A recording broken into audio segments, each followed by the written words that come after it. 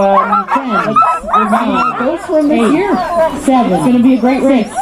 5, 4, 3, 2, 1, go. Wild and free. This is Kyla. She just finished the Yukon Journey.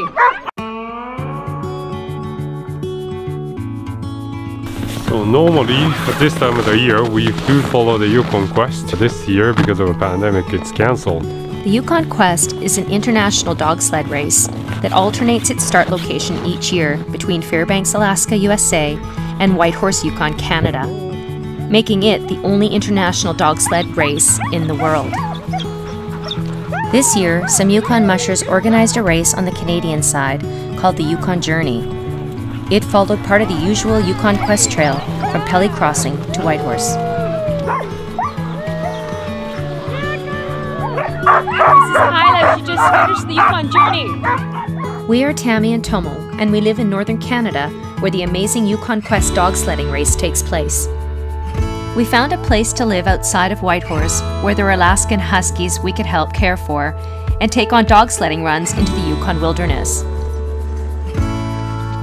Everyone's idea of wilderness is different. Our mushing day trips were like holidays in a park compared to what real mushers, especially Yukon Quest racers, experience. The Yukon Quest was a race designed to give mushers a true northern experience, one that would be similar to the historic dependence humans had on their sled dogs for mutual survival. A quest that would take 9 to 14 days to complete, crossing 4 mountain ranges and having only 9 checkpoints between the start and finish, was created.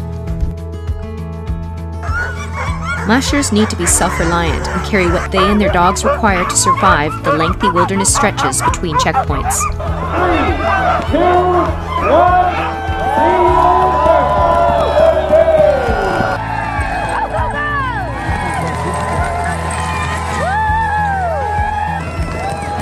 Getting the chance to be at the start line to watch over 25 teams with 14 marathon racing sled dogs eager to pull each one is an amazing sight and an electrifying feeling.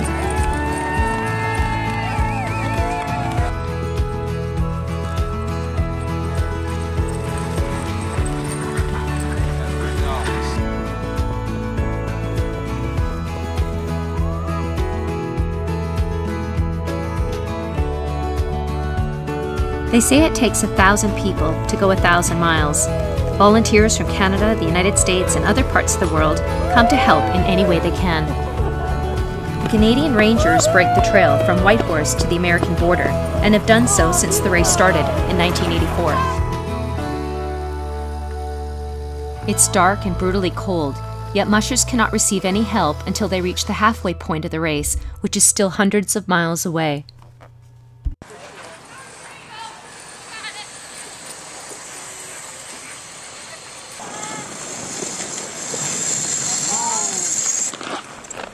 Veterinarians are present at each checkpoint to ensure dogs are healthy and well cared for.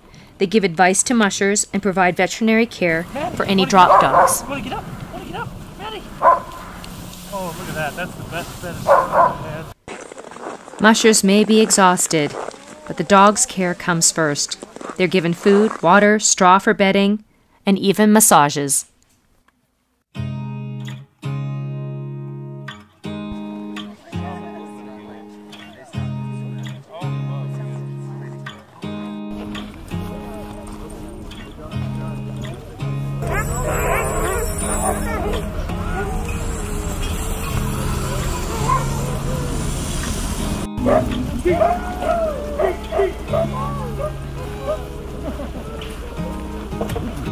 Mushers help their teams by using their ski poles or by running beside the sleds or pedaling their feet as if on a kick sled.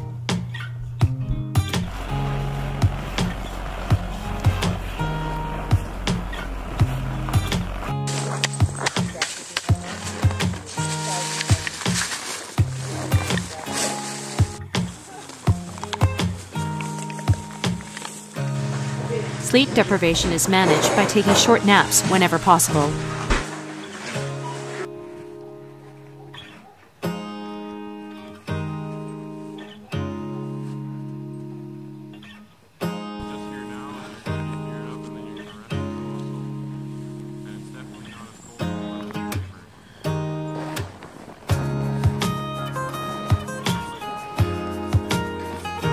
At each checkpoint, you can see how each team is doing in terms of time and position. Media from all over the world follow the race and share the news.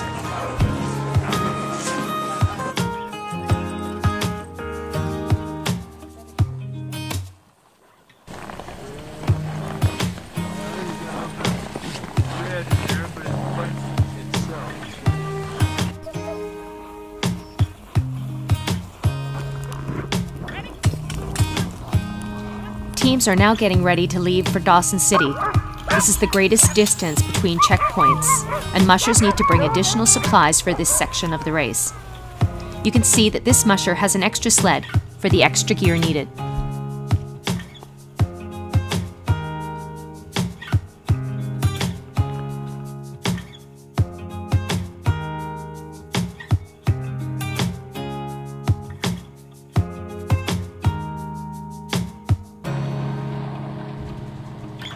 Dawson City is the midway mark and final checkpoint in Canada.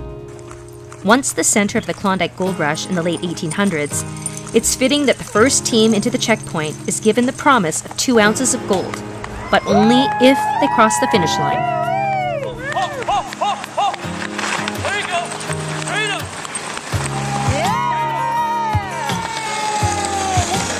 What are we gonna do with the gold nugget? Oh, I don't even talk about the gold. I don't talk about the gold until I get to the finish line. I got that curse one time, and I'm not gonna do it again. So, okay, let's do it.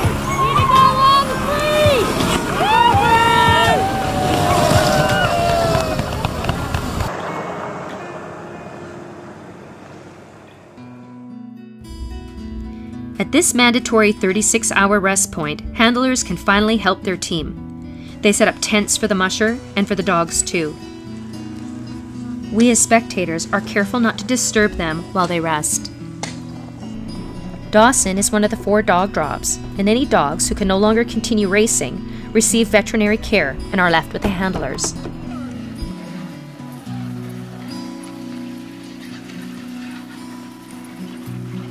Dogs can be dropped but not replaced, and finishing teams must have a minimum of 6 dogs.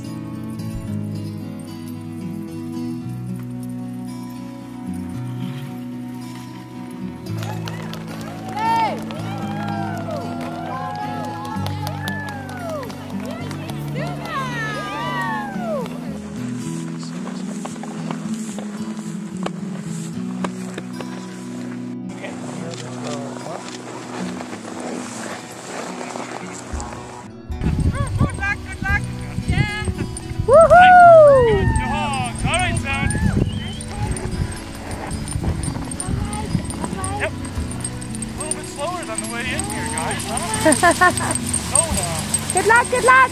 Thank you! See you in Fairbanks! Yes, you will!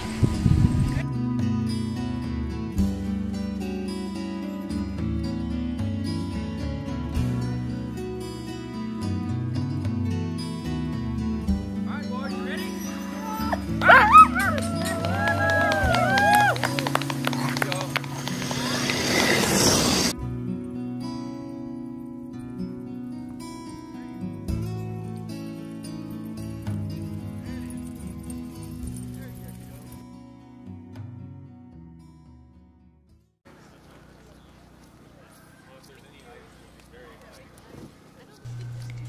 The dogs are built for this kind of weather, with good coats and tough feet.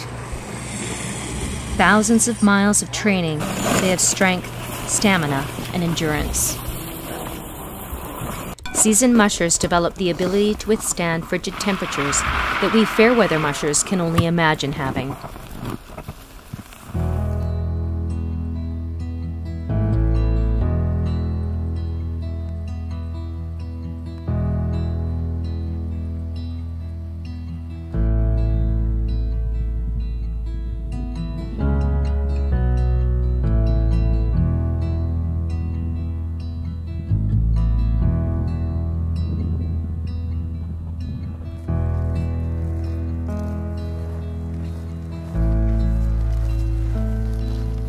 We often hear mushers talk about how impressed they are with the Groom Quest Trail, along with the northern hospitality at checkpoints.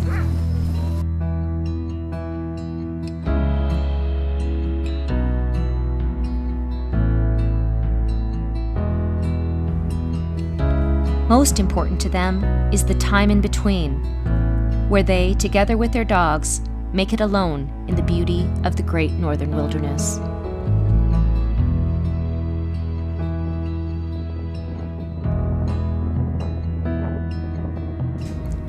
Mushers don't only rest at checkpoints.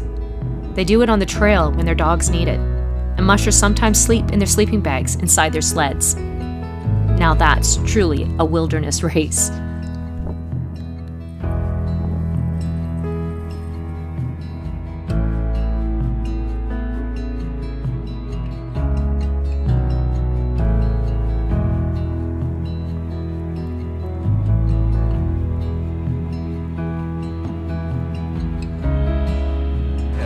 Fans, family, friends, and handlers in Fairbanks, Alaska wait excitedly for the teams to cross the Yukon Quest 1,000-mile race finish line.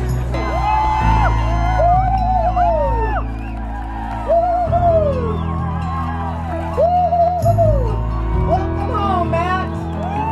Matt Hall, 2017 Yukon Quest champions. Here they are, 1,000 miles later. Come on, there we go. We have a winner. Yeah, maybe just describe the emotion you were feeling as you kind of knew, or you kind of see the finish line, knew you were about to win this race. Amazing coming in. I mean, this whole lap. This is pretty special. It doesn't get much more. And I guess as a mother as well, I guess. Oh, I couldn't be prouder.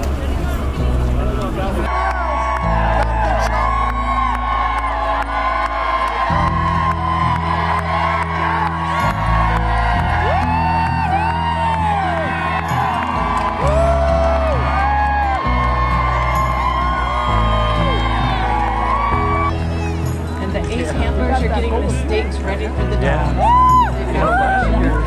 Everybody gets their treat. When he was, Steak! It's a steak! Thank you for watching and subscribing to our channel.